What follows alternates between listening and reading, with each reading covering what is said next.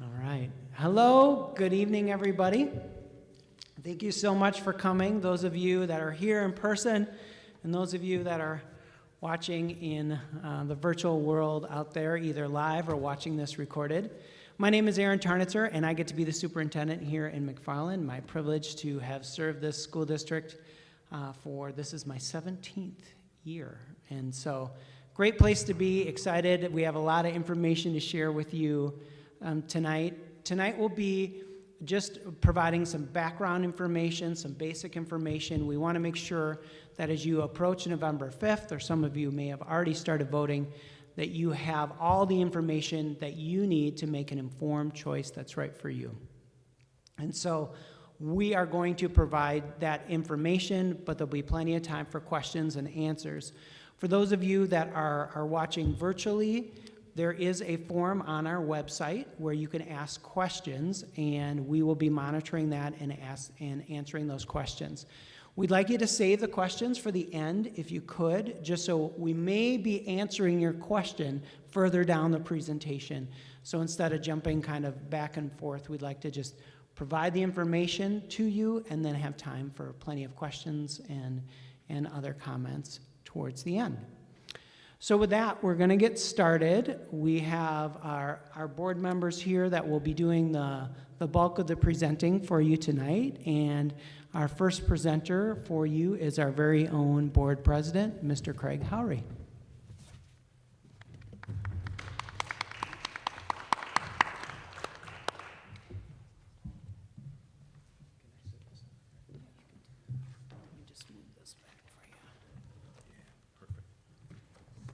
Okay, thank you.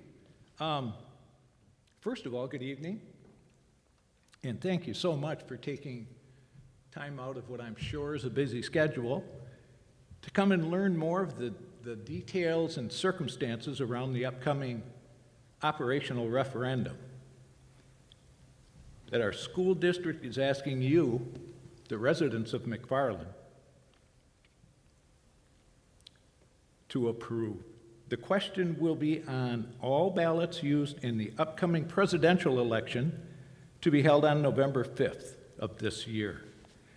Just by way of a little further introduction, for those of you that I haven't had the pleasure of meeting, my name is, again, Craig Howry, and I am honored to serve as the president of the Board of Education here in McFarland. My total time on the board is 15 years. I'm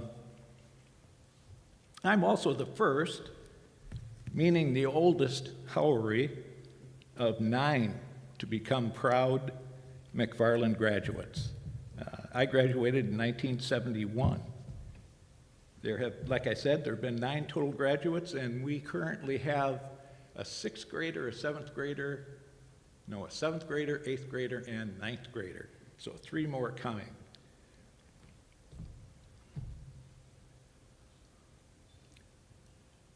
I think the reason my parents made the decision to move from the east side of Madison to what was then a small, extremely close-knit community of McFarland with an outstanding reputation of a great school district. In my humble opinion, I believe that our schools have been, to a great degree, the reason most families with school-age children relocate here. And this referendum passing is the only way that that tradition, that legacy, will be upheld moving forward. As I said, our district has a remarkable tradition of being an essential part of our community with a reputation that is beyond repute as we fulfill our mission of meeting the needs of every learner, every day. Whether or not you currently have kids in McFarland schools or not, our strong schools can provide the following: create an educated workforce, never a bad thing; boost our local economy, again; enhance stability within the community, as well as increasing property values; and it should enhance the safety of our community as well. As I'm sure all of you are aware, the district brought an operational referendum to you back in April, and it did fail by a substantial margin. By way of a survey sent to all district residents, following the failure of this referendum, this message came loud and clear. The reason that the folks voted no was it's too much money, too long a period of time. Well, we listened. So what we did immediately upon getting back in the office after the failure of the referendum, we had made cuts in excess of $1.2 million. And this includes staff budgets and administrative salaries. Clarification of purpose for a referendum. What are we going to spend the money on?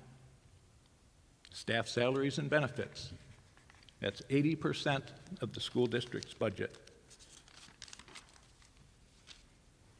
We reduced the ask from $10.25 million to $5.25 million.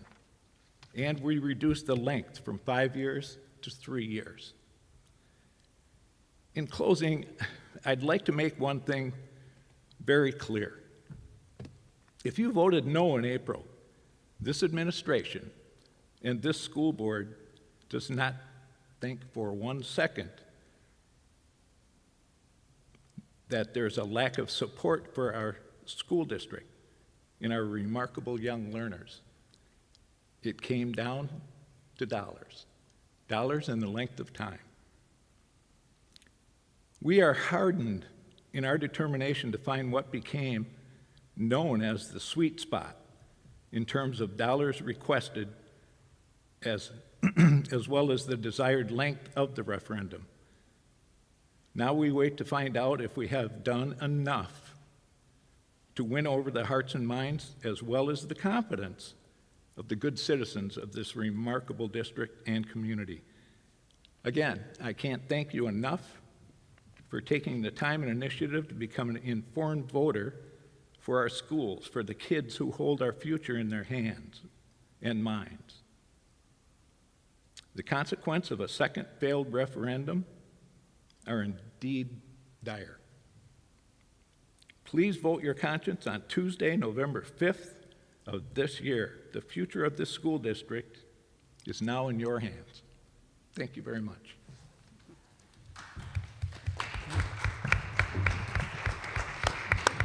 Thank you, Craig. And now we're honored to have board member Megan Fessler, who's going to talk a little bit about the problem and the challenges that McFarland and so many districts are facing.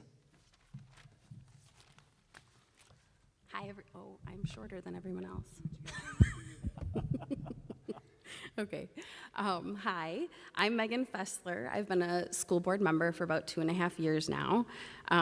My husband, who's here tonight, we've lived in the McFarland area for almost 20 years, and the last 10 of that has been in the actual McFarland School District. We have 2 kiddos in the district, a senior and a sophomore. Very proud of them. 10 years ago, we were still living in Madison, just across the way. And we loved our neighborhood, but we were really disappointed in the school experience we were having. And so we decided we would try to open enroll. Well, as you know, McFarland schools are really popular. We were turned down. Don't hold it against you guys, though. But we were turned down twice, and so we decided education was important enough to us that we were going to move our family.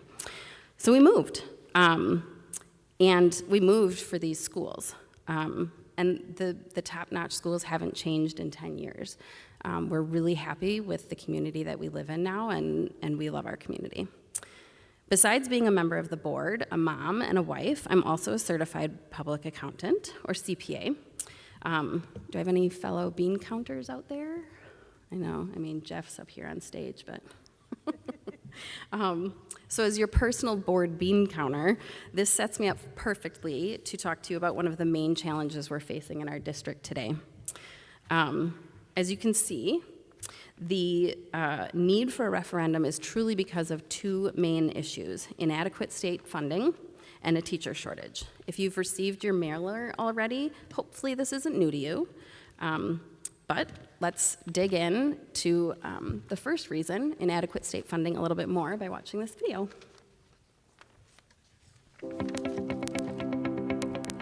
Our public schools are the cornerstone of our community. The education and opportunity. Our public schools are the cornerstone of our community. The education and opportunities we provide for students today shape their futures and ours.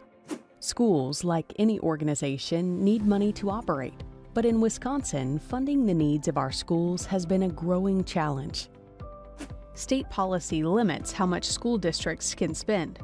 The vast majority of school funding comes from a combination of state dollars and local property taxes.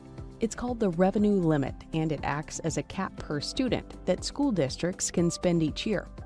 Even if school costs go above this level, schools can't spend any more than this limit.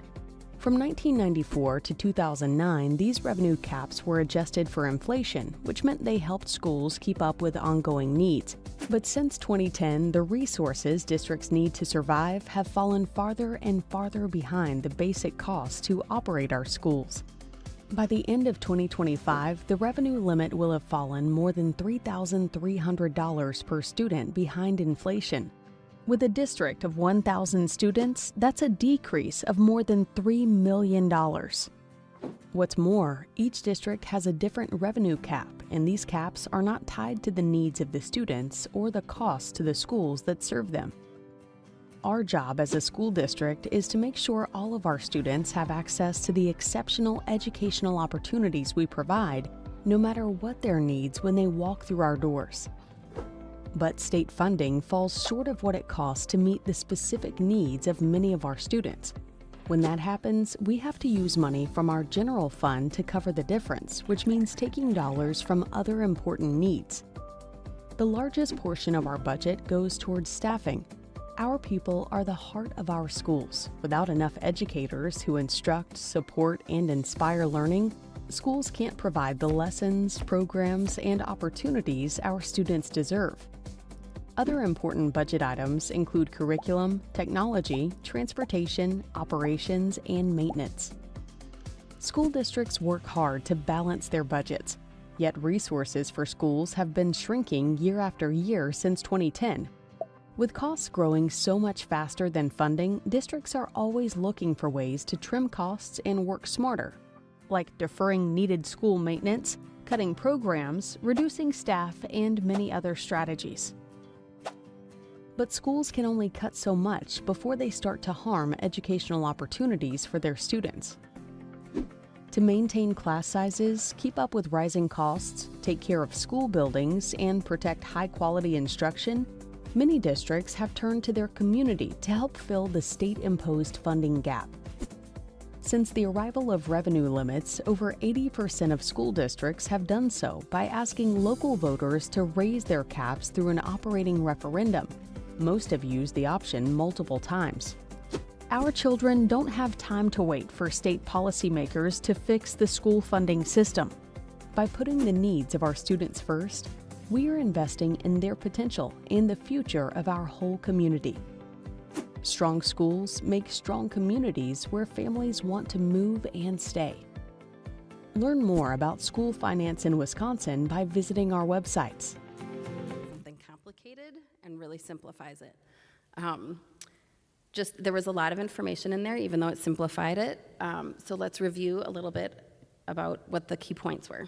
So the first one is that revenue cap, and that is the limit our state puts on the total revenue we can receive from state aid and from property taxes in order to cover our expenses.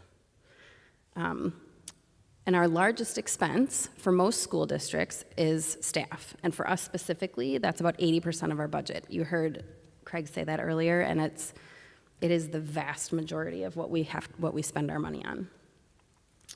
Another big thing that they talked about in there is that the state stopped annual inflationary adjustment in 2009. If you're following along, that is when my youngest son was born. That's 15 years with little to no adjustments. I don't know about you all, but with how much the cost of living has increased over those 15 years, if I was still paid into now, what I was paid in 2009, I would not be able to afford the same lifestyle that I did in 2009. And unfortunately, that's exactly where our school district is at right now. The next thing that really impacted that the video went over is how COVID funding impacted the situation. It was federal money that covered, that temporarily filled the gap that has been growing since 2009.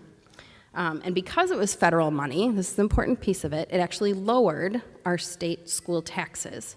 So if you look back on your tax bills, you'll notice that your school taxes went down because of that COVID funding. However, our fabulous administrators were able to make those funds last for 3 years, and they funded 31 existing positions. However, with any temporary fix, that COVID funding, when it ended, we were still left with that fiscal cliff. So, and we're not alone in that situation. Because of how the state designed the system, with the referendums, a whopping 86% of Wisconsin school districts have had referendums, with a record-breaking 146 districts needing to go to referendum this year alone. That's wild. It's clearly not a sustainable system. This referendum design and not being tied to inflation seems like a good idea, but it can really be divisive in a community. Education is a public service, and if you think about it, what other public service requires our vote, right? So let's look at this graphic here in a little bit more detail that we saw in the video. General school district revenues per pupil lag inflation by more than $3,300 since 2009. This really shows when the funding gap really began, and that's when the state stopped tying our funding to inflation. In fact, if they hadn't changed that, we wouldn't be in this position today. We wouldn't have this huge funding gap. I'm ready for that slide. Thank you. I really love this slide for a couple of reasons. It shows, one, that this referendum is only asking for a fraction, $756, of our almost $3,400 funding gap for the 2024-25 school year. That's huge. I mean, it's asking for a small amount per student. It also shows that we're second lowest in spending per pupil in Dane County. And yet, did you know that we are ranked second for our performance in Dane County? What I think that really highlights is that we have extraordinary staff and administrators who have been forced to do more with less for far too long. And that kind of leads us into the next big issue that has caused us to be in our situation today. Thank you, Megan. Appreciate that presentation. And now we have our very own board member, Bruce Fisher, who's going to talk to us a little bit about the teacher shortage and then move into the proposed solution.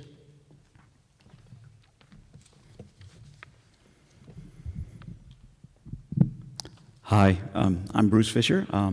I taught at this school for 37 years, and I've been on the school board now for 4 years. And I kind of see myself in a way as a bridge between some of the teachers. I started here in 1976. People like Catherine McCluskey, who I worked with in the social studies department, Bill Rice, Gene Olson, Don Sabatke, some of those original teachers when the school district got started. And then I kind of feel like I'm still bridging with some of the younger staff who are still working with the kids. So I moved here in 1986 with my wife, and we've lived here ever since. I've always felt McFarland is really a special place. And I think my goal more than anything is let's keep it special. And I think that's going to be my main message.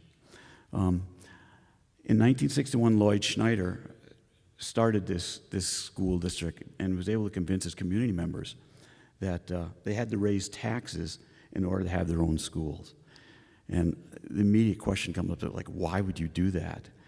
And it's because we're special. And we do need to keep it special. We've had 5 Olympians come from this. If you look at the recent community festival, you see how special we are. And a couple things that just run through my mind. Why would this community, what would this community be like if we didn't have our schools? What would it be like? How important have they been to our community? How much have they given to each of you? And how do you measure these intangible things that aren't really quite measurable? And then lastly, a question I think that everyone needs to think about is, who paid for your education when you were in school? And so I think all those things kind of are part of what I want to talk about. So I'm a history teacher, and so I'm always trying to think of like my goal and what's my objective here. One of the things I wanted to just talk about is how important I think it is as a citizen and good citizenship. In fact, in my 40 years of teaching, I ultimately finally that was always my goal, was to try to come up with, plans that would try to just reinforce what good citizenship is. The other one is we got to be fiscally responsible.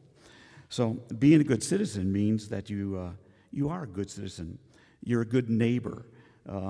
You have to balance your rights with the responsibilities, but there are responsibilities with being a citizen. One of the things that I would like to see more people do, and we need to do, is we need more volunteers. We need volunteers in the school. You can mentor with kids as well. So these are some of the things that I think kind of we need to start going back to. They're kind of old-fashioned values. It kind of reminds me of JFK's inaugural address, which is, I changed it slightly, but ask not what your community can do for you, what can you do for your community? And I think we need to kind of get ourselves in that kind of mindset.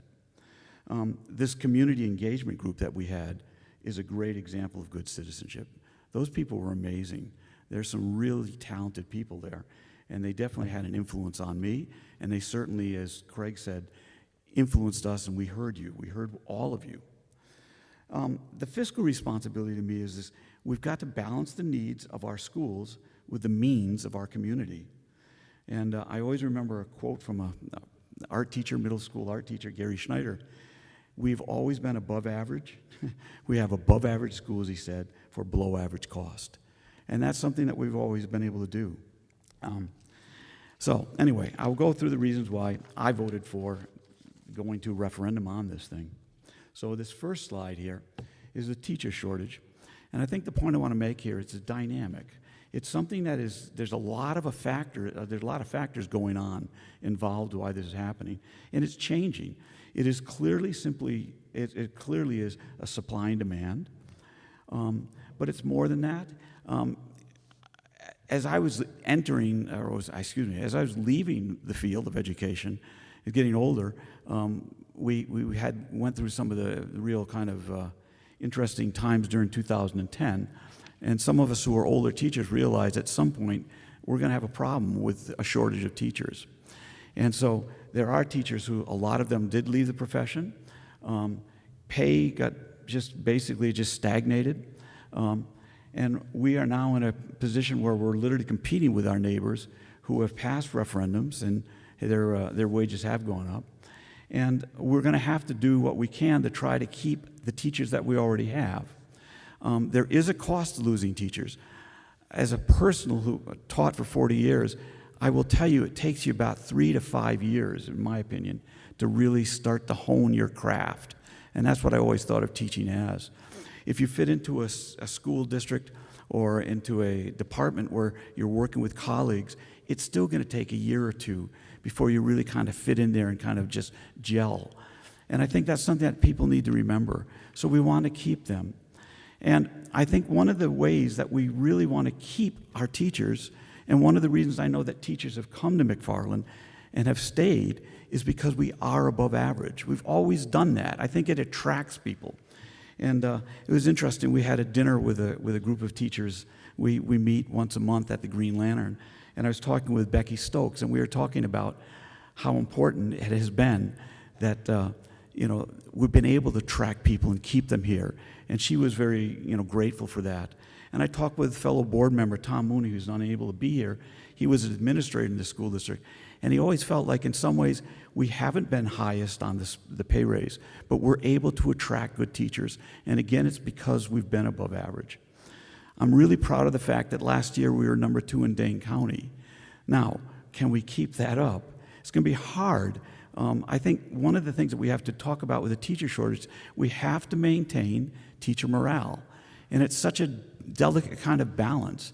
We've made some pretty drastic cuts, some that I haven't really always agreed with, but I think we have to make, again, to be fiscally responsible, we have to show a sign to the general public that we are serious about trying to keep costs down. And I think one of the things that is going to be interesting, having lost this last referendum in April, I'm wondering how that's going to have affected the morale of our teachers. And I'm hoping we can maintain this because, again, I think it's one of the things that's made us very special. On the opposite end of that, Fort Atkinson turned down 2 referendums, the people. Twice they failed a referendum. And at the end of that year, they had one in April, and I guess it would be the following 2 years, they lost 45 staff members. And people have to understand that. You don't want to teach in a place where you're not feeling valued. And I think we always have had that. And I think it's really important to try to remember that.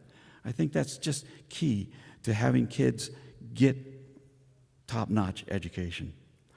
So, you can turn this, Mr. Tarnitzer. We do have this referendum, and I want to go through right that first thing. I hope everyone understands what an operational referendum is. We're asking for an operational. What that means, because we had in 2016 a capital referendum. Now, capital referendum is for like buildings, it's for air conditioning, it's for things. And it turns out we passed that. We did expansions. We made this beautiful auditorium that I'm hoping at some point will really be utilized by the greater community. But the point is, we had to do those things. We did have a small operational referendum attached to it, but it was relatively small. This is the first referendum, operational referendum we've gone to, I believe, since 2004, a big one. That is for things that are changing, like wages, benefits. They're going up all the time. When I started here in 1976, I got paid $8,000. You can only imagine how, well, it's pretty easy to imagine how they've gone up, the wages. But the point is, we have to keep going with that. And so an operation one is basically, an operation referendum is about taking care of the day-to-day expenses that schools face. And as we know, about 80% of our costs go to staff, paying for benefits and salaries. It turns out, the second part here provides a recurring revenue limit. Now, I want to talk just briefly about, we are up to $5.25 million over 3 years. What that means is, for the next 3 years, it turns out the school board will determine how much of that is going to be 1.75, a maximum up to 1.75 we can spend. And it's the school board that will basically look at what is being proposed, and we're going to say yes or no.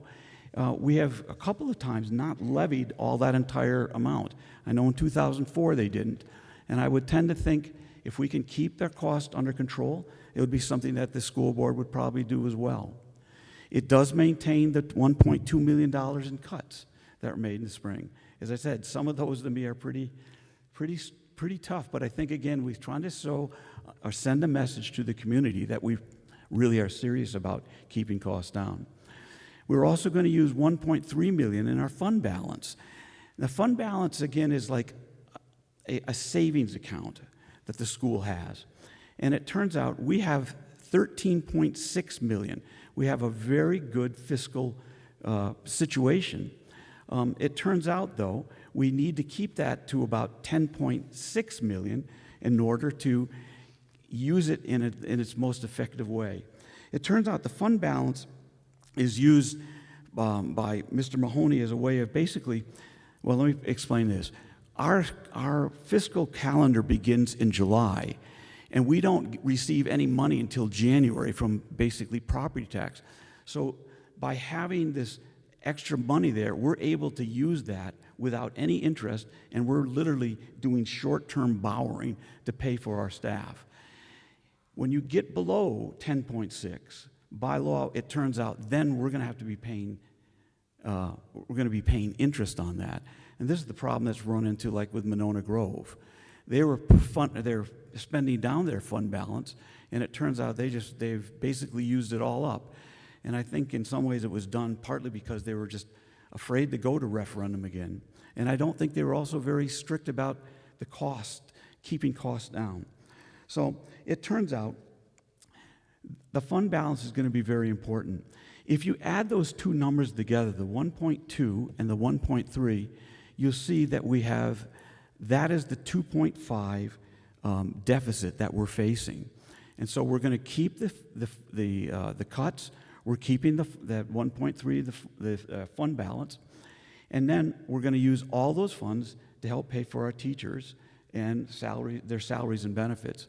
We're already kind of low on Dane County, and this will, if anything, will make us a little bit lower. But we think that in some ways our teachers can live with it. I think it's something that in some ways, again, it's the intangibles that we think that makes this school district special. Again, the fact that the community has always supported our teachers, I think that's what keeps so many of the teachers doing what they have. When I was teaching, we were kind of in the same boat. We were somewhere in the middle or lower half of Dane County. But I know a lot of people were still dying to come to McFarland because they felt you have this community support behind us. The last part is the one that I think is the most controversial.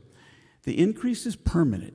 It's a reoccurring referendum as opposed to a non-reoccurring. So the increase is permanent. It catches up with current costs, which aren't going down. Salaries are not going to go down. Benefits are not going down. In fact, it bothers me that we can all accept the fact that I guess they're going to go up and there's nothing we can do about it. We may be upset about it, but we just accept it. Somehow, when it comes to our teachers, we go like, well, why are they able to do this?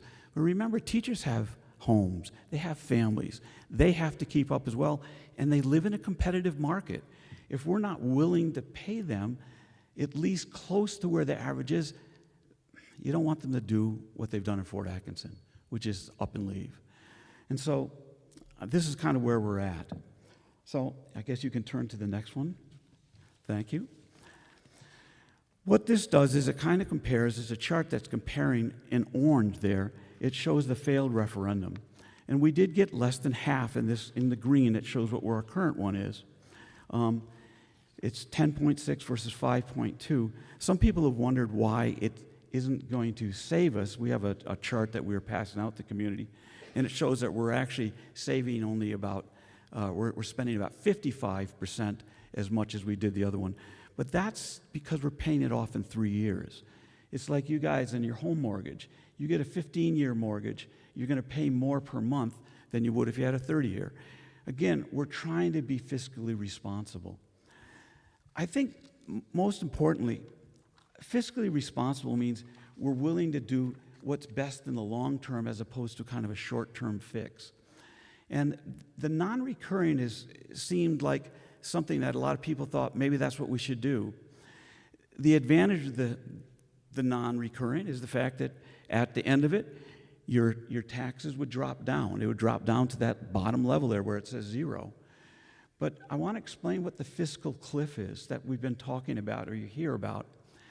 The trouble is, if all of your costs are going up, your teachers' salaries, the benefits, at the end of your referendum, so after 3 years with a non-recurring referendum, you go right back to 0. That would be the funding that we have. The only way this school can possibly raise the revenue cap that we have, and I think of it in terms of how much each of our students receive. So if you take the total number of students and all the money, you divide that, we get about $12,000 per student. But the only way we can raise that, in other words, increase our revenue, is by going to a recurring, not a non-recurring. So what happens is, a school district after 3 years, your taxes have gone down, But then it's almost like you immediately have to go to another referendum because all those costs have been continuing to rise. What was a 5.25 million referendum suddenly is that much larger because you just need to get back to that middle green line just to get where you are now, and you have to go higher. A way of looking at it is, I think of it as a non-recurring and what's really scary to me is the number of districts that have found this alluring because they think it can pass. And it's a short-term fix. You get that money, and everyone's paying it, but after 3 years or the length of that, you're right back where you were. It's like you use your credit card to pay off a deficit. And then when the bill comes, you have no money, so you just take out another credit card for another referendum. Another way I look at it, and this is probably because I'm a history teacher, do you all know the myth, the Greek myth of Sisyphus? He was the ruler of what was kind of ancient Corinth, and he wasn't a very nice guy. And to pay for his I guess nasty disposition, the Greek gods made him push a stone up a hill. And when he got up to the top of the hill, you all know what happened, right? It rolled all the way down. With a non-recurring referendum, we're paying the taxes. You're going to pay it either way, recurring, non-recurring. And you get to the top, you get to that point, and that rolls right back down. Now the district goes, we have no other revenue. We have no other revenue source. Now it's possible the state will change the funding formula. We do have WEVA. That brings us about $1.6 million. And it's growing. It's been growing for the last 20 years. So that's a source of revenue. And luckily the state, though it won't give us more funding, they have been willing to give us, in a sense, help with our property tax. That would be the revenue limit? No, I know, I understand that. I have to look at my notes. Forgive me. State aid. It turns out we've been willing to help taxpayers, and I think that was becoming. In fact, I think we're going to get some of that. But it turns out with the non-recurring, you drop back down, and now you have to push the boulder back all the way up. With a recurring, what happens is that boulder at least stays where it was. If you need to go to another referendum, and as I said, the last operational referendum, big one that we had, was in 2004. Our district has been very fiscally conservative, very fiscally responsible, and I think it's something that you should remember. So more than anything, we need to keep this place a special place. We need to think of a community. We need to work together. We are all in this together. I will just add one last thing. I'm just very proud of how this community, the village, has worked. There's a lot of people upset that, well, my village taxes will go up. But I realize, or I want you to realize, that our village realizes how important the school district is to us. And they have kind of paused on some of these big plans that they had with the idea that we are all in this together. And I think that's something that you need to remember. So, thank you.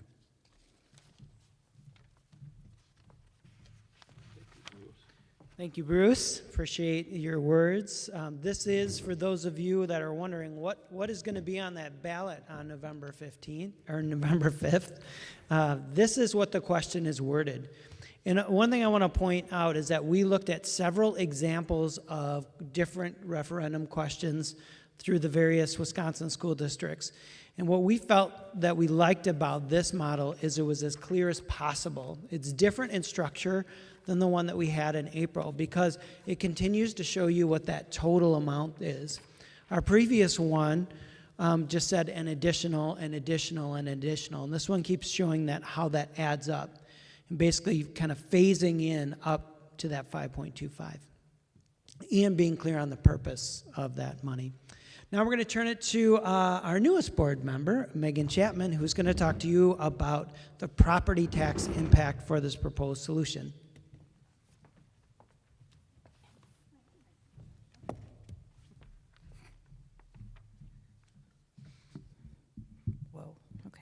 Hi, everyone. How are we doing? Are we excited to be here? Yay. Thank you, Mrs. Fisher.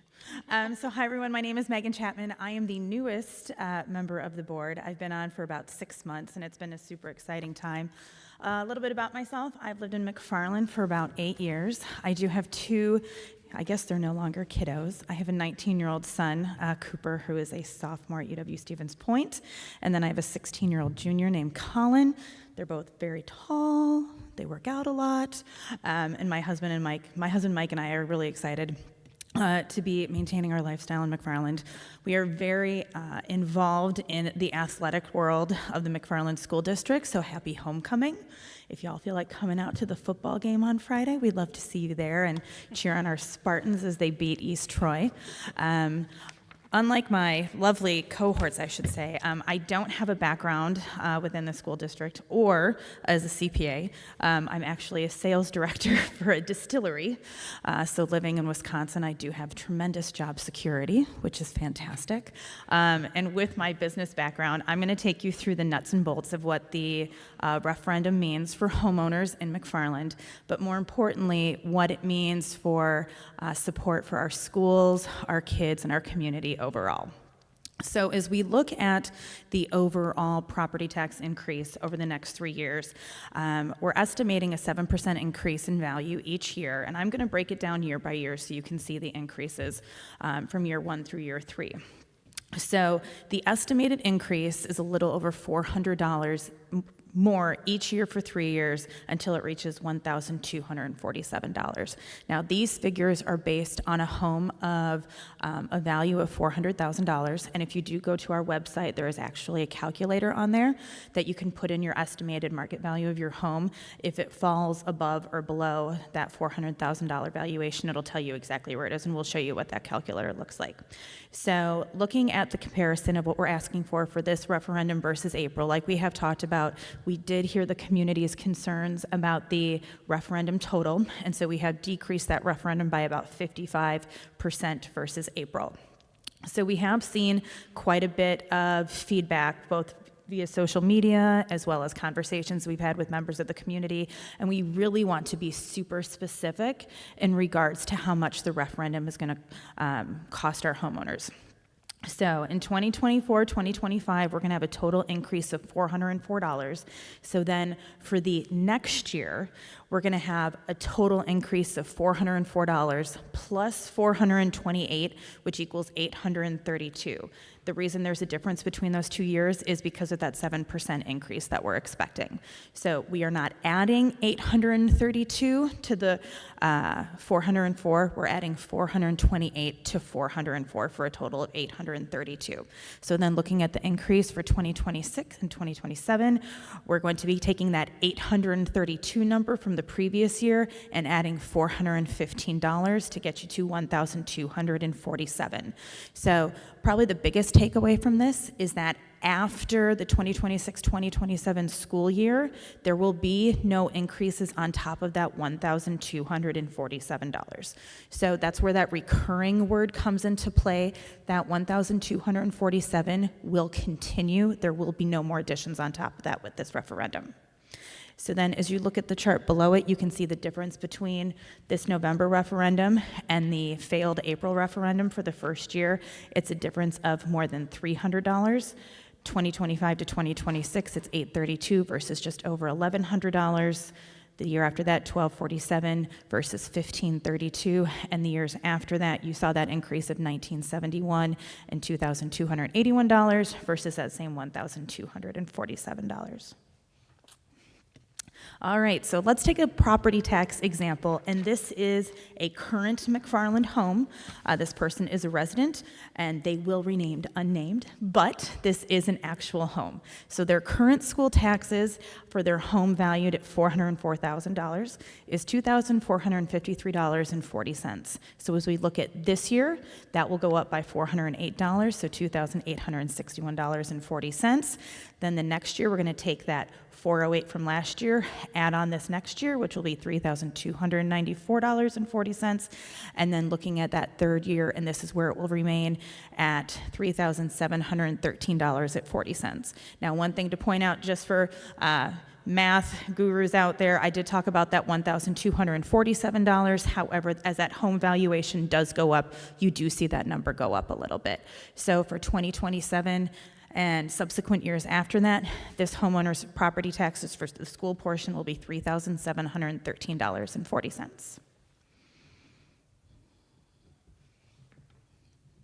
Okay, so getting into that property tax impact calculator that I talked about just a little bit ago, this is literally what it looks like. There is a link to this from the McFarland School District website. I do know Spartan Ford has also included that on their Facebook page, as well as posts that they've shared on the McFarland community social media pages. So what you can do is if you go to Access Dane, you can find out your estimated fair market property value. You put it into that box, you hit calculate, and then it will automatically tell you what your 3 individual year property taxes will be with the referendum. So once again, we are accounting for a 7% growth on that fair market value, and these estimates are conservative, and we'll talk a little bit about this because as we know, state aid could change. On the school board administration had actually let us know that we could see an increase of state aid, which we should find out that final number on October 15th, if I'm correct. Yes, and so what that will actually do with that increase in state aid is that it will actually bring down that $404, down $100 for that first year, so $304. But like I said, we're not quite sure what we're going to get. That being said, any increases in state aid that we receive, that will reduce your tax income. So when we talk about worst case scenario, if we don't have to use all of these funds, we absolutely will not. So as we look at our school-related taxes, and we have talked a little bit about just how tremendous our school district is. We are the second best school district in Dane County. Our school-related taxes have actually decreased 34% in the last 7 years and is the second lowest in Dane County, which is pretty fantastic. Our teachers, our staff are doing amazing things, and thank you to our administration. We've been able to keep that community contribution on a decrease for the last 7 years. So if you want to review your school property taxes, please go to Access Dane, and then you'll be able to take that estimated market value and pop it into our tax calculator so you can find out what that looks like for you. So here's a fun case study on our property taxes from comparing 2018 to 2023. So in that top box, you can see the assessed value is $389,100. Fair market value is a little bit lower at $386,281. And the school district tax portion of that for 2018 was $3,880.76. However, if you look at 2023, fair market value has gone up quite substantially. You're at $536,953, but your property taxes for the school district have actually gone down. You're at $3,396.20. So over the course of 5 years, your property values went up, but your school tax contribution went down.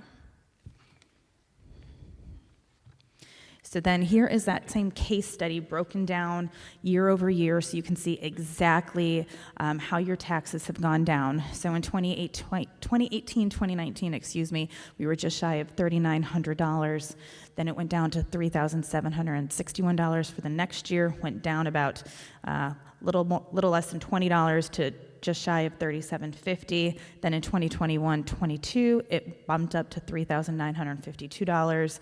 Then it went down to $3,419, and then once again down to $3,396. So that change over the 5 years is a difference of $485 or 12%. So like I said in that last slide, for this home that is now valued at $514,000, that homeowner actually pays $485 per year less than in 2018-2019. Okay, so how do we compare from all the other school districts in Dane County? So there's a lot of schools on here, obviously, going from Verona all the way down to Stoughton. So these are our mill rates, which is how our school taxes are calculated. And the ones I really want to talk about are our neighboring communities, the ones that McFarland actually touches from a boundary perspective. And the two big ones are going to be Monona Grove and then Oregon. So Monona Grove's mill rate is just shy of $11, so $10.81, and Oregon is $9.46 versus McFarland, which is at $7.93. So what that means is, for a house of the same valuation in Monona, you're paying almost $11 for a mill rate versus McFarland at $7.93, and then Oregon's right in the middle at $9.46. So here is that school tax overview outside of the mill rate. So once again, you can see all the school districts on here, but for me, I really want to touch upon the school districts that border us. So Monona Grove and Oregon, the same house valuation in Monona Grove, your school taxes are going to be $1,150 higher than they are in McFarland, and Oregon's are going to be $611 higher on a yearly basis versus McFarland. So as you can see, those areas that are right next to ours are paying more on their school property taxes than we are, but McFarland is still maintaining that second best school district in Dane County, which is pretty fantastic, and we definitely want to keep that going. Okay, so without a referendum, I know the idea of a referendum is overwhelming and scary, and there's so many questions, and that's why the administration and school board is coming to everyone regularly to make sure that we're answering any and all questions that you may have. But a lot of people that we get come to us and say, well, what happens if it doesn't pass? So this is really going to break it down for you so you have a really clear image of what's going to happen. So for this year, we have a $2.5 million deficit. That's that $3.7 million deficit minus the $1.2 million in cuts that the administration and school board already proved once the April referendum failed. Now, every year, this amount is going to increase for salary and benefit inflationary costs. We've talked about it, how health benefits are going up, overall cost, medication, and that is going up. So we just want to make sure that we're covering those increases accordingly. So as we look at the breakdown of the overall budget, 80% of the referendum is going to be associated with staffing, salaries, benefits, things of that nature. And then 20% of those are going to be fixed costs like our 4K contracts, transportation, substitutes, because we obviously need to have those whenever our amazing staff needs to take some time off, and then other school district placements. So breaking down that $2.5 million, $1 million is the equivalent of 14 teaching positions. 14 teaching positions is $1 million. So when we take that $2.5 million deficit that we're looking at, that is the equivalent of 36 positions, 17% of our professional staff. I know Bruce talked a lot about Fort Atkinson and what happened there, and the notion that our budget shortfall is the equivalent of 36 teaching positions is incredible to me. So what we are doing to offset for 24-25 school year is that we will be using our one-time reserves to pay for those salaries, benefits, and cuts for next year. I think that's it. All right, now I'm going to turn it back over to Aaron.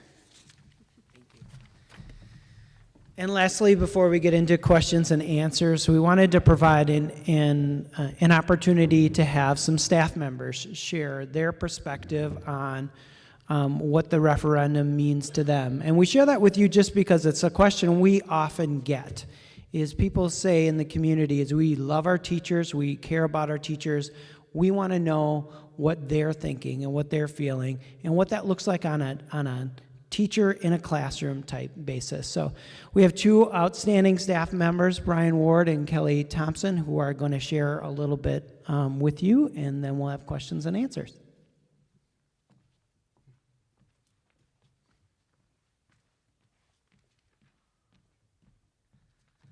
Hi there, I'm Brian Ward. I'm a social studies teacher here at the high school, and this is my 6th year in the district. So I'm a junior staffer, it seems. I'm just honing my craft, as Mr. Fisher over there said. So I just know from the teacher perspective, I just want to kind of echo some of the things that Bruce said, is really thinking about, amongst my colleagues and myself, I'm a parent of 2 small children, is really thinking about what will the stability be, right? If a referendum is not passed, and how that affects our colleagues looking for jobs, myself potentially looking for jobs, thinking what's best for my family, even though I love this district. I want that to emphasize. Like, I stick around here because I love my team. I feel supported from the top down, right? And I think that's really, to echo what is always said, what is really special about McFarland. And we have to remember, like, teachers are the ones building the relationship with these kids, right? We can sit here, I'm going to sit here and talk about, like, me as a teacher, but whatever affects us affects the kids, right? And I think about the relationships that we build with the kids, and if all of a sudden one of my colleagues leaves, right? It might be a difficult decision or something like that. What are the ripple effects on those kids in the district? And that's ultimately what we care about. And knowing that some of those kids, right, don't have great relationships maybe at home or in other places where this might be the safe place for them. And to have those staff members potentially leave would be very difficult and hard on them, and then hard on our colleagues. And understanding that kind of uncertainty, right, can create instability, right, which ultimately, again, affects us and the morale of our colleagues and everything, but ripples to the kids who thrive on stability, right? And we have to understand kids thrive on stability. And so I just want to emphasize that, like, we kind of quantify this here with 30, equivalent to 36 teaching positions, but what that means is the effect on kids, right? I mean, that's ultimately what it means. It does not, I can sit here and talk about my own personal life and everything like that, but that is what we're talking about, is the effect on the kids and our future generation. So I'm just going to kind of leave it at that, and I'm going to hand it over to my colleague, Ms. Thompson.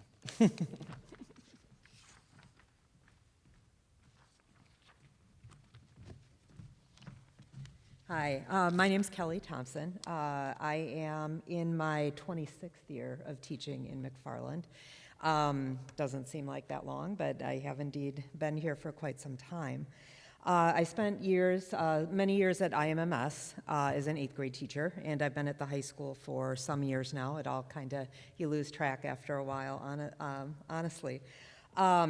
I'm also the parent of a 2023 graduate of McFarland High School. We moved here in the spring before she started kindergarten. And so she did go through the schools here all the way through. Finally, I'm a community member and a taxpayer. I purchased my home here in town in 2013. And so I have multiple perspectives on how the referendum impacts teaching here at the school and ultimately our students, but also as a taxpayer myself. I've thought I am nearing a time where I could retire from McFarland, and so I know that there have been concerns expressed in the community about, people who are retired and how the referendum can impact them, and just know that is on my mind as well as I near maybe a different phase of my life in the next couple of years. I want to share some thoughts from those multiple perspectives and from having been in the district for quite some time. Stability is financial, and I was part of the referendum engagement group over the summer, and one of the things that I definitely learned from Jeff Mahoney is, and others who have had an amazing amount of financial knowledge in the group, is the importance of the district's financial stability. Another type of stability that has been referenced here a little bit tonight is the relational stability. Teaching is fundamentally about relationships with students, and I'm going to give you actually a rather personal example of that, a couple of personal examples as I talk here. As Brian referenced, there's the relationship between staff members within departments and administration and things like that. And then there's also the staff and student relationships. You know, I just the other day had a student who was a class of 2023 graduate who I hadn't seen since graduation, and he stopped in to visit, and it was, had a chance to catch up with him and what was going on in his life now and what he's doing now. And that happens all the time for us as teachers, whether it's high school students who go back to visit their elementary or middle school teachers, to people well into adulthood that are still connected with teachers that they had there. So the stability, those relationships are important to what we do. Having been here quite a while, I think about, as well, institutional knowledge and experience.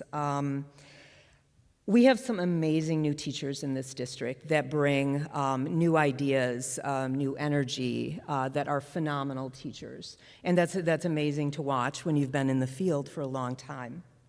I also think about teachers that I worked with over the couple of decades that I've been here, from Bruce Fisher to Todd Lacey, who is still teaching here, to Becky Stokes, who retired after many, many years in the district, right?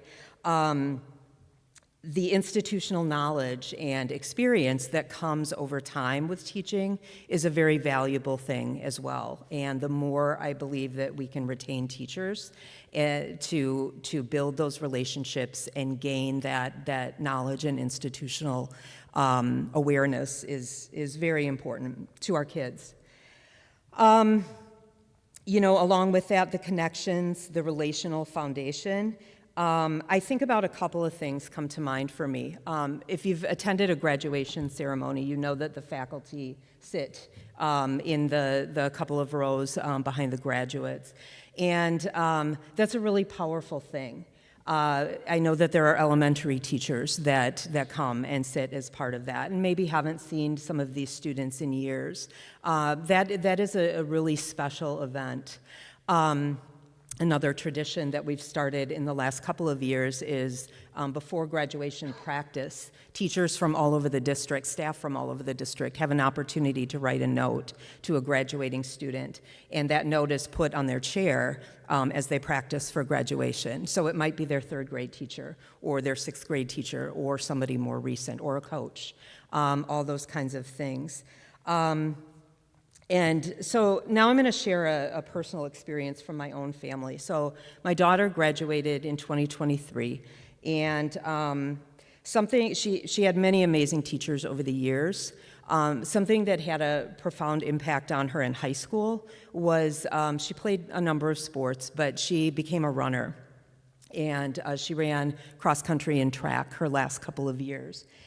And she's now running collegiately, actually, really enjoys it still. And the impact that the coaches had on her was immeasurable. And I actually attribute that back to Bruce Fisher because for those in the running community, you know the term the long blue line. That's the part of the McFarland running experience. How do you quantify that in terms of monetary value? I don't know. I can only say that as a parent, watching my child experience that was incredible, for sure. I grew up in a small town not far away, and so I think, in small towns particularly, the schools are the heart of the community in some ways. And I think about the community's support, from fundraisers to music events to athletic events to providing things for classrooms. McFarland is a special place. I wouldn't have spent 26 years of my career here if that wasn't the case. And those are the things that make it, that really make it special. I worry a little bit about some of our amazing programs. The foundation of schools, obviously, is the core content. But I think about the ways in which art and music and our phenomenal tech ed program, the way that those things impact our students, even though they're electives. And in my role, the students I work with, that in some cases, that's the reason they come to school, is for those very things. And it hurts a little bit to think about the possibility of losing some of those amazing programs that we have here. Finally, I'm going to talk for a minute about numbers. So I am not a numbers person at all. And that's where I learned quite a bit from people in the referendum engagement group that have that level of expertise. So I did go into Access Dane and look at my house and look at the school portion of my taxes since I bought the house in 2013. And it certainly reinforces what Megan talked about. For me, I needed to break it down further because for me, even when I think about hundreds or thousands of dollars, that sounds like a lot. It seems like a lot psychologically. What I did is break it down to what is it per month and what is it actually per day. And I checked with Aaron to make sure that my math was accurate because I really couldn't quite believe it, that it really, for me, is a couple of dollars a day. And that's not to minimize by any means. Understandably, that there are people on very, very tight budgets, and it's not to minimize that at all. But for my own mind, thinking, $1,200 versus, $3 or $4 a day, that was something that I'm like, okay, I understand that really clearly, and I, that's a little easier for me to think about. Okay, so I just want to wrap up by saying that even after 26 years of teaching, I really believe that teaching is a calling. And I know that my colleagues feel the same. I have been blessed over 26 years to work with incredible educators, incredible staff, and administration. I really do believe it takes a village, and they are our kids, McFarland's kids. I really believe that firmly myself also. And I just want to encourage everyone to just make an informed decision. The district, since April, has provided a tremendous amount of information. It can feel a little overwhelming, but please make sure to access the information, to ask questions. I know that the board and Aaron are very responsive to that. So thank you for your time.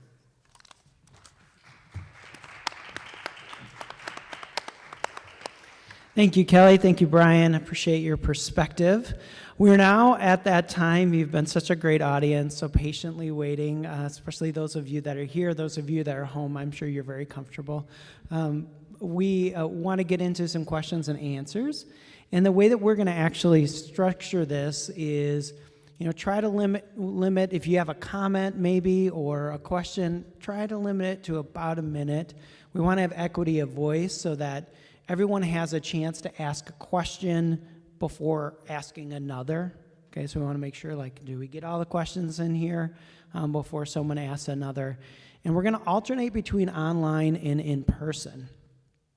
So we're going to kind of go back and forth. We have our wonderful Stu Schaefer is going to run around or walk carefully and get your questions for those in the audience. And then we're going to do our best to answer. To the extent that we can. The board will answer, I'll answer. We have our Director of Business Services, Jeff Mahoney, who can also help answer your questions. And overall, let's be kind, open ideas to the others. The referendum engagement group and the many conversations we've had with the community has really taught us that value of just being open to different ideas and perspectives. And it's democracy at its best. And the civility and the engagement in this community is just on fire. It's just amazing. And it's a proud community that is really engaged in these conversations. I'm going to grab my phone, and I'm only grabbing my phone so I can look at the online questions, because we're going to start with an online question.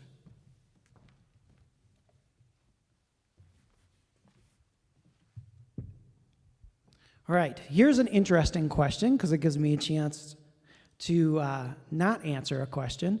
This question is, where can we get yard signs to vote yes for the referendum? And I'm going to say that that's not a question I can really answer. And the reason is because the district as an entity, our job is to provide you with information. Our job is not to persuade you to vote yes or to persuade you to vote no. I am aware that there is a group in the community who is kind of organized and provided access to these signs and can do that. And, I would turn it out to the community that is here if anyone feels like they could better answer that question. If someone wanted to get a yes sign or a no sign, where would they get that yes sign or no sign? We do have a community member that's going to share. Hi everyone, my name is Caitlin Howen. I am a community member, a taxpayer, and a mom. I am the treasurer of an organization, a political action committee that has been formed after the referendum called Spartan Forward. We have been a primary support and action committee within the community that has indeed created advocacy signs for the passing of the school referendum. You can visit our website, spartanforward.org.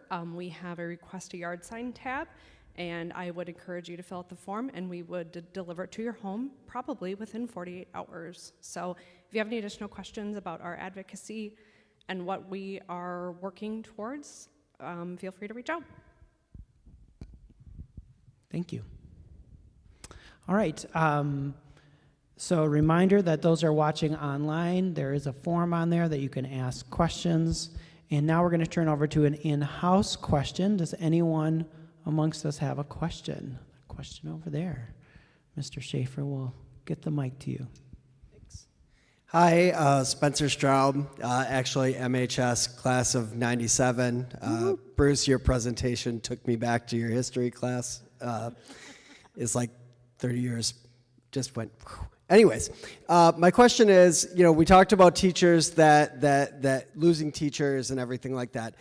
Can we give some examples, though, that if this were not to pass, what happens to class sizes? What happens to special education supports? Like, I guess I just want to understand really what the learning environment, how that would change.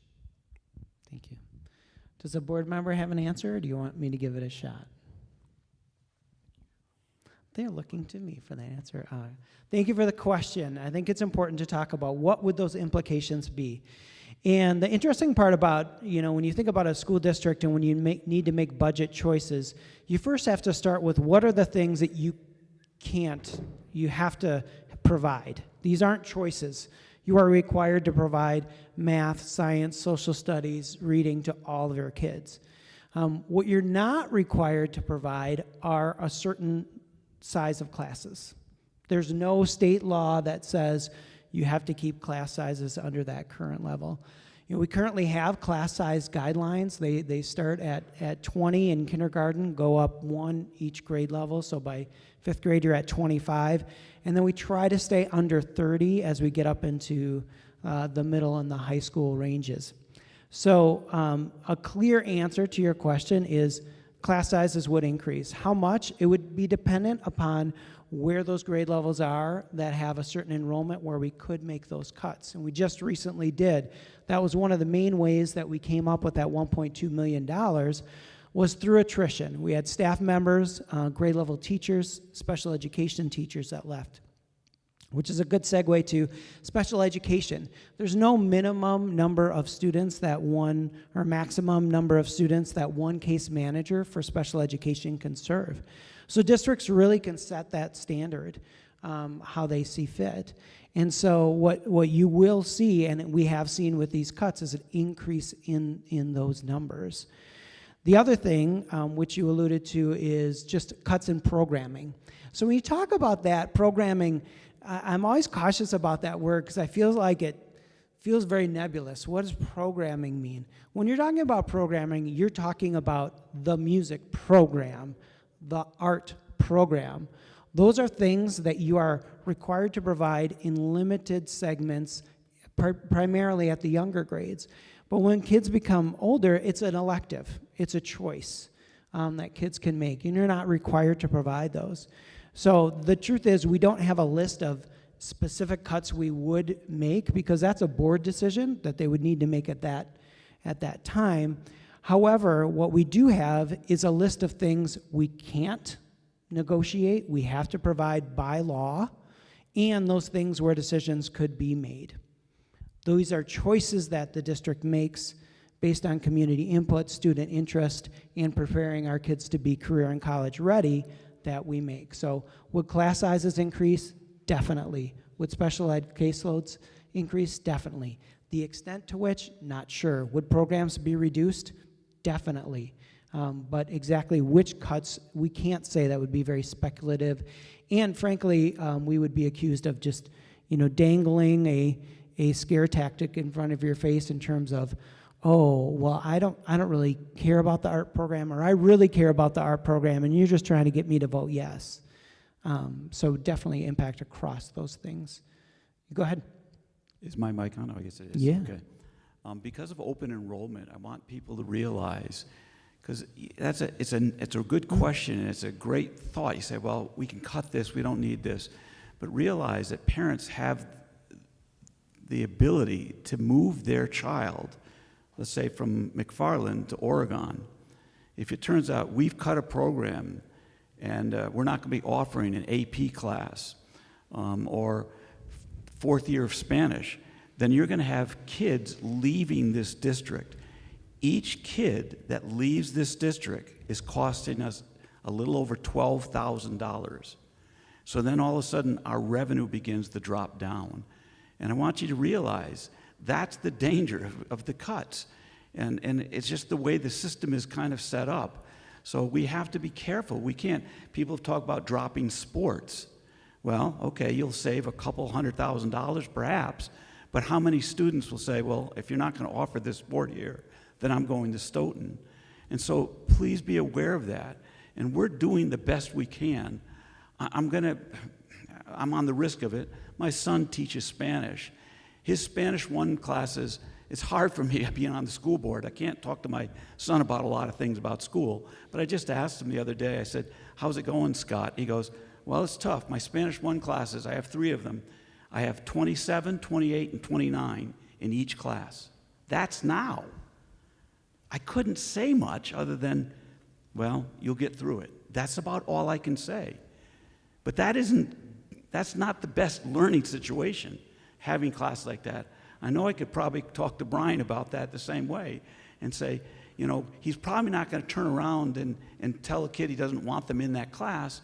So it's not uncommon to have 30 kids in there, and I can't even conceive of making more cuts and what that would do to our school. So if you look at our FAQ on our website, as these questions come in, we try to throw that question back up because others may have it. So, for example, the athletics question was one that has been asked, is could you just cut athletics and save the district money? So when you look at that, getting to Bruce's point, if you cut athletics in the McFarland School District, you would have students leave. There would be students that say, that's really important to me. I'm going to go to a district where I can have that opportunity to compete in high school athletics. It would take 38 students to leave for the cost savings to be gone. You've used up those cost savings once 38 students have left. And we have about 60% of our high school students that participate in at least one sport. So I would guess that it would be a lot more than that when you take 700 plus kids. So that's something, and I say that, not to be misleading, to be really transparent. You have to think of it in terms of cost benefit for those situations, not to mention the experience, which I think often goes unsaid. All right, we don't have any online questions at this point, so any other questions for people in the house? Well, Stu will get you. Yeah, my name is Jim. I live here in McFarland over by the river. I see that the website shows a lot of emphasis on starting pay for the teachers at $46,000. I did look up a few of the teachers' pay. I'm not going to say any names, but I was not able to find anything under 70, and the highest I saw was almost 90. In our school district, what is the average pay? Just a mean average. Mm-hmm. Yeah, where do we rank with our surrounding communities of same size? Yeah. So we don't have, districts don't provide us with comparable average pay numbers. What we do have is the starting pay, which is bachelor's pay, and master's pay. And where we are in terms of, most districts is we are below average. There's actually a little chart on our website. I'm not sure if I could pull it up. It might be a little cumbersome. You've seen that? That's what districts use. That's the information that we share with one another. I don't know if, Mr. Mahoney, you have anything more to add to that question? It's a good question because districts do invest, right? Like some invest more in their early career employees, right? I think this is what you're getting at, right? And then some have a salary schedule that really, encourages and rewards people that stay in longevity, which makes sense, right? The longer you're in a district. That starting pay is only good for the first year, maybe 2 Right. years, and then it's an invalid number.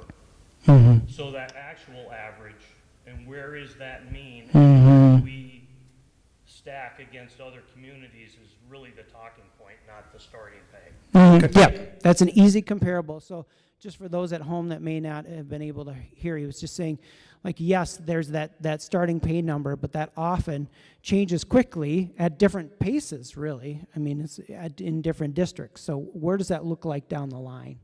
Is that fair to say? Go ahead. Could I jump in? Yeah. All right.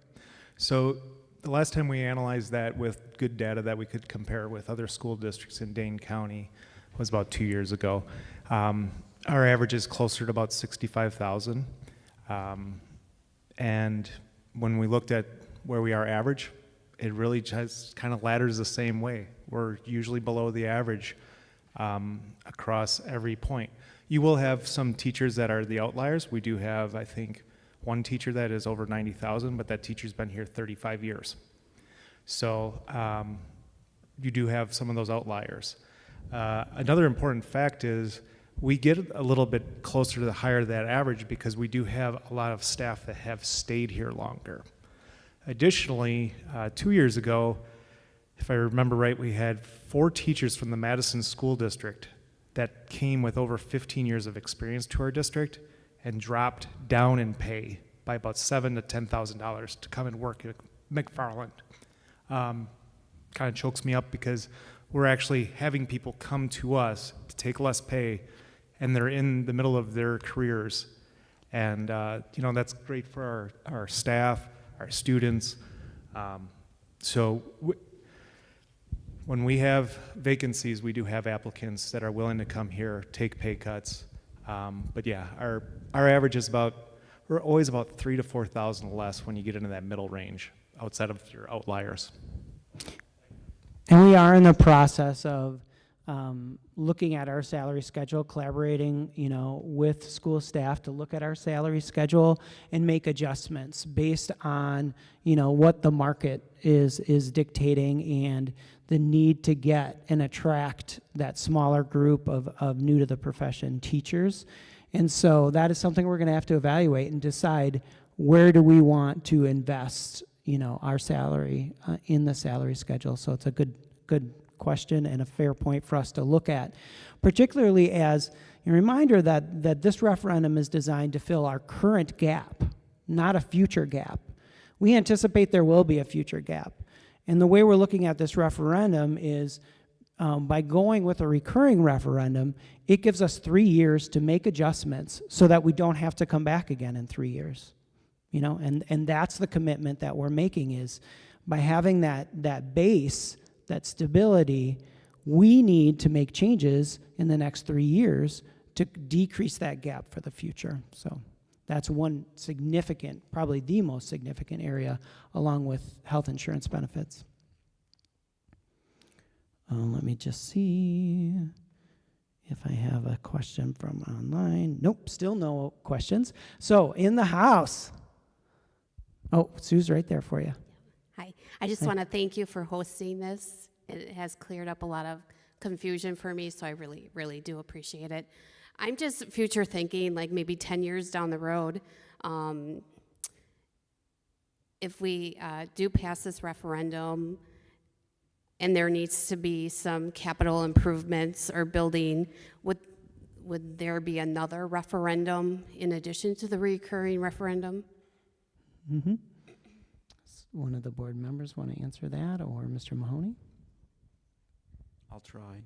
Okay. A capital referendum, it turns out, would be different again than recurring. You'd use a non-recurring because it turns out once you have a fixed cost, it's like your house. There's no need to have that kind of going up. The recurring, it turns out, is always following those increased costs as they go up. That's why you want to have it a permanent. And I wish I would have done a better job explaining this, but the one works well for, again, like a building, for like your air conditioning and whatnot. Once it's paid off, it's paid off. You can go right back to where it was. So you can't necessarily use the other one, and that's what's happening in schools. A lot of small districts are passing non-recurring, hoping that it's going to make things okay. In fact, I even heard this on the board, and I myself kind of went through an evolutionary process until there was a gentleman on our community committee who works actually for the Legislative Fiscal Bureau, who said, if you do this, you're just going to end up having these constant having another referendum, just trying to keep up with things. We would have that. We had the one in 2016. I don't remember when the one with the last one before that, Jeff. Was it 1997. 1997. Yeah, so that would be something you do. You'd run it. After it's done, you'd drop right back down.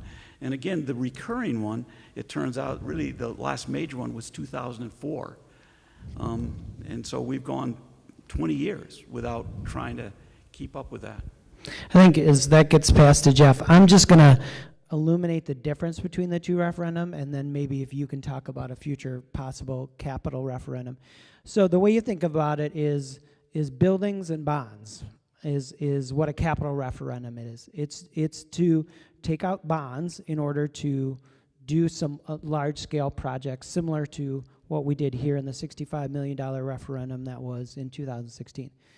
An operational referendum is to keep the lights on. So that's to raise the tax levy and the revenue cap to pay for that. So in terms of your question is really, is there a future possible capital referendum in the future that we may be anticipating? So the school district, when we went and started our last facility studies back in 2011, we did 2 facility studies, and basically we're trying to set the district up for its next referendum, which was 2016, to take care of the problem areas of the district. Those problem areas of the district were the McFarland Primary School, which was well past its useful life, and the pool and the auditorium, which were both in their 35 and 36 years. Our school district has a strong tradition of maintaining its buildings. When you go into Wabisa Elementary School, the year 2000 that was built. You look at most parts of our high school, most of the area is 1979, and then also referendum in 98. 97. Excuse me, 98.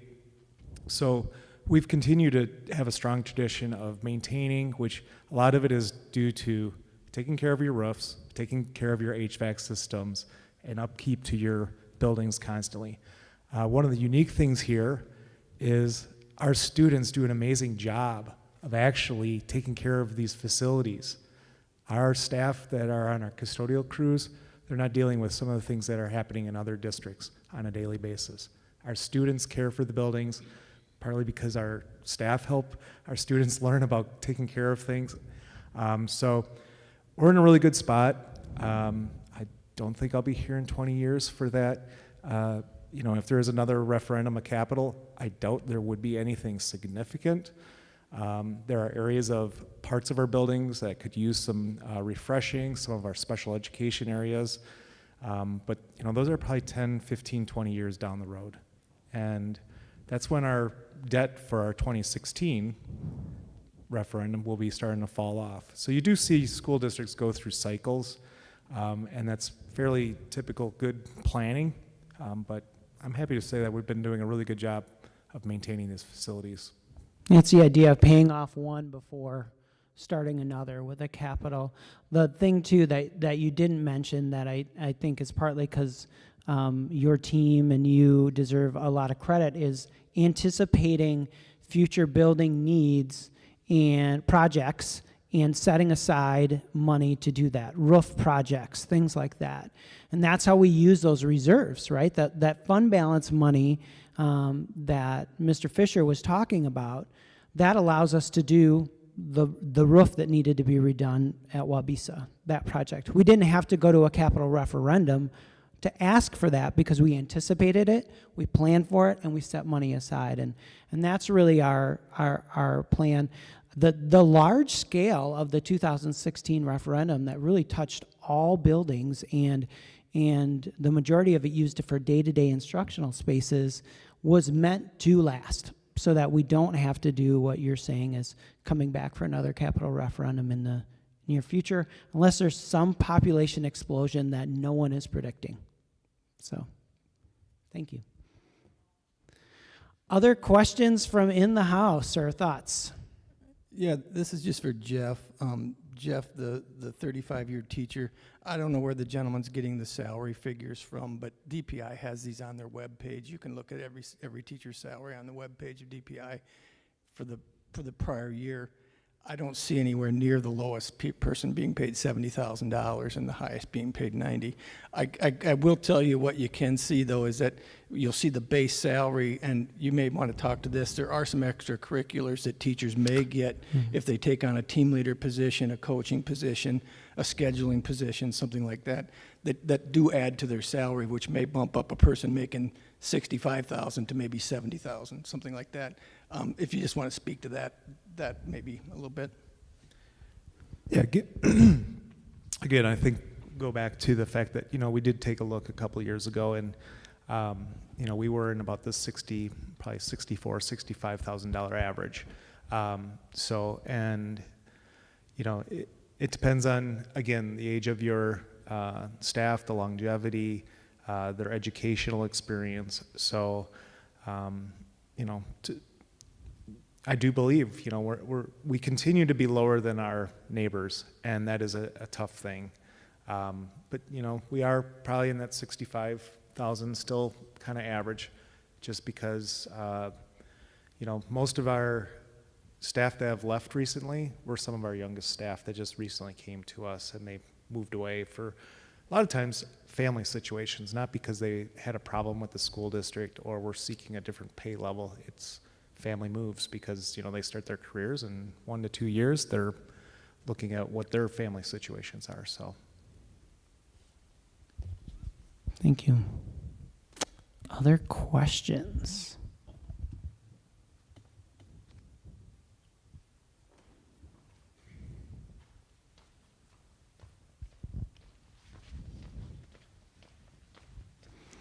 And as Stu's walking over, just a reminder to everybody, we are having 2 more of these type of sessions. One will be next week on the 10th at 3 o'clock at the Municipal Center, and we'll be back here on the 27th at 6. Yes, thank you. So I've got to leave, but I don't have any questions. I got some comments. I've been a businessman all my life, and I run divisions of Fortune 500 companies, mostly in California, but throughout the world, actually. And I'm retired. I moved to McFarland in 2 years ago. And I think your presentation is incredible. Thank you. It's very informative. I want to thank all of you for your hard work and dedication. It's amazing. I look at things in terms of a business because I've been a business guy, and I think you have a very important business and you have a very important product. And the product is the education of our future, our children, and they are our future. It's probably the most important product that we produce in this country. I'm very disturbed to hear, and I've run businesses and I've had to cut staffs and build companies and so forth. I'm very disturbed about the fact that if we don't solve this economic problem, we're losing good people from the teaching profession, and that doesn't fix itself quickly. That will take time to fix. I will say your presentation is great. I didn't learn anything from it. I'll tell you why, because Bruce Fisher is a very, very good friend, and I can't spend more than 2 minutes with the guy and he doesn't get into the referendum, and so I've heard most of this, but let's get this done. It needs to get done. That's all I have to say. Thank you. Thank you for your perspective. Appreciate it. All right, looks like we've got all the way across the room. They're making you work hard there, Mr. Schaefer.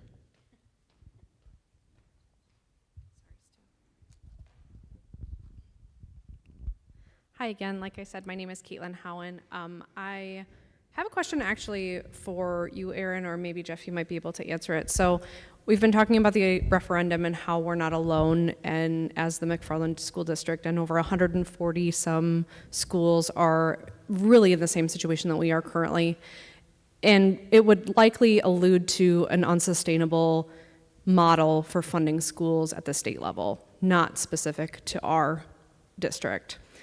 With this amount of pressure that multiple organizations and multiple districts are feeling at the same time, what do you know is happening at a more universal level or at a state level for organization to apply pressure to the legislature to actually make fundamental changes in the formula, and which is funding for all school districts, not just McFarland? We've heard a lot through me being in a leadership role in a political action committee for this initiative of unsustainability moving forward. I know that that's a concern of the residents that live here. You know, this is just a Band-Aid. What are we gonna do next? How is this going to be sustainable for the next 5, 10, 20 years? How is this going to be resolved so that we don't have to consistently ask taxpayers for more money? It's a concern of mine too.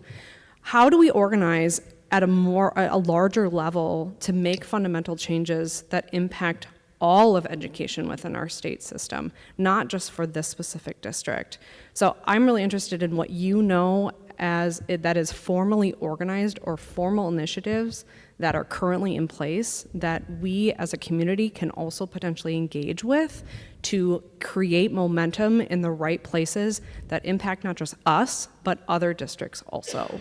So what information can you share of what you know that is more formal, that is mobilizing other places? Thank you. Yes, thank you. And it's a question we often get, and there's a lot of feedback we get from the community that says, why aren't you advocating for this to change? And I can tell you within our professional organizations, we are. So both Mr. Mahoney and I are members of a professional organization who collaborate and advocate at the state level for this to be changed. Another thing that you're seeing more often within communities is school districts are starting to unite in a way. There's a group in Dane County of school districts that are now coming together and advocating as a group. Another thing which is really come out of the recent months in our collaboration with the village is we are collaborating with the village of McFarland to advocate with our legislature to say we are coming to you as two separate entities that are united saying this needs to change. So that's another thing. But to be frank, that has fallen on deaf ears for many years. We can always do better and we can always do more. It's gonna take the citizens, the taxpayers, in order to motivate and to communicate with their representatives that this needs to change. One of the challenges we face is that for many of our local representatives, they have voiced that they do agree and that they are advocating, but could they advocate to a stronger degree? You know, it's not for me as a public official probably in this setting to say, but I know there are various perspectives on the aggressiveness that is needed.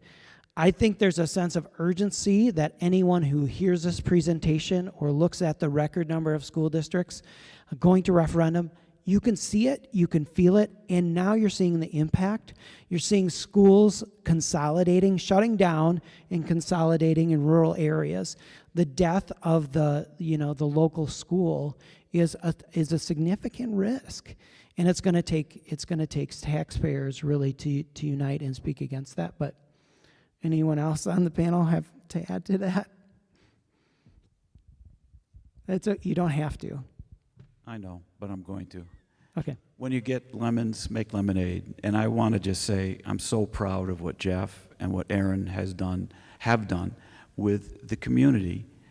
We recognize the community, I mean the village, okay, it has its expenses. They're also underfunded. It's kind of a similar situation. And the legislature's done a good job of pitting the two entities against each other, the district and the village. But we have worked, and I would like it if, Aaron, you would mention about the new playground, or Jeff, you could, the solar field that we have. And I don't think people are aware of that. Yeah, we're hamstrung by the funding. There's not much we can do about it. But we then reached out to the village to say, is there a way we can share costs? And I don't think the public knows that, and they do need to know that.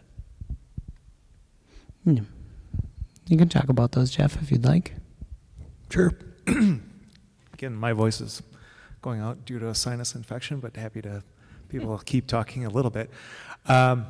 We have had a very strong collaboration with the village. I do want to say that my time here, nearing 21 years, goes back to working with Don Peterson, who was our village administrator for many decades. And he and I started on collaborating on projects right after I came from another school district to here, to just try to make sure we're not duplicating things, making sure we're using the land the right way, not putting up extra ball fields where you don't need extra ball fields. So we've had that strong collaboration for a couple decades now. And most notably is a joint solar project on Sigilcal Road that hopefully in late 2025 will start generating revenues for both the school district and the village on 8 acres of land that was next to a Alliant Energy substation. Thank you. And that's an important project that will help us start putting money into other energy sustainability projects. We have plans for when we start generating that money that we can do something on the Wabisa Elementary School. There's a great opportunity there to have solar help take care of that facility just because of its location and a wonderful roof that just got resurfaced. So that's one project.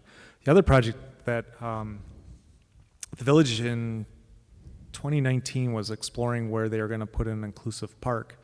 As we mentioned, Wabisa Elementary School, about 25 years old, you lose your warranties on your playgrounds. The school district needed a playground. The village was going to be building an inclusive park playground 1 block over. They were going to have to put forth parking lot in that neighborhood park. They were going to have to put bathrooms in. Lo and behold, somehow we built, I wasn't here for this, but we built softball diamonds as far away from any bathrooms as we could, like 3 decades ago. So now we have bathrooms for our softball diamonds. We have a playground that can be used by both the Wabisa students during those 172 school days and the community on those other days opposite. And not adding more asphalt to an area that doesn't need more. We have plenty of parking lot space. So that joint collaboration is saving both entities about over $500,000 each, just by collaborating. And I think there's a ribbon cutting ceremony coming for that on the 9th at 3:15. Yeah. So there are some great things that happen. Our departments, our buildings and grounds department, our technology departments, we collaborate on several projects ongoing. We all had this lovely exchange street project recently, and the village and their programming allowed us to be a part of the weekly construction meetings. So we really try to make sure that we're not stepping on each other's toes and we're saving tax dollars so that they're not being duplicated.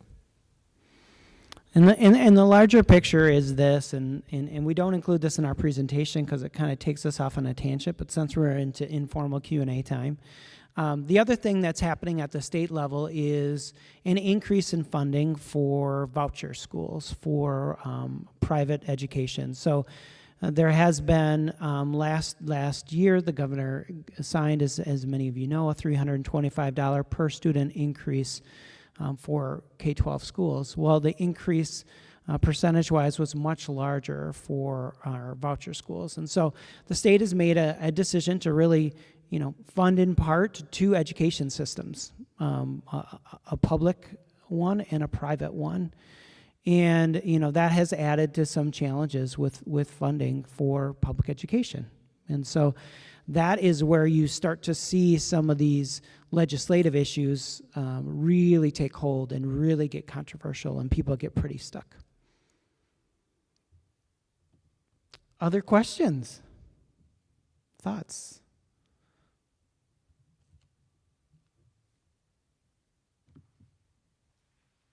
That's called teacher wait time. We just wait. We let the silence fill the room. We think happy thoughts. So we will wrap up this portion. A reminder, the 10th and the 27th, additional times, but we are always available. We will stick around. If you have questions that you're like, I don't know that I want to ask this question in front of everybody, feel free. Always happy to take a call, an email, or a chat anytime you see us. We're also trying to be very visible out and about at different events, both school events and other events. So if you see any one of us, please stop up, say hello, let us know what you're thinking, and questions that you have. So with that, I will thank you for coming, thank you for watching, and wish you a good night. Go Spartans!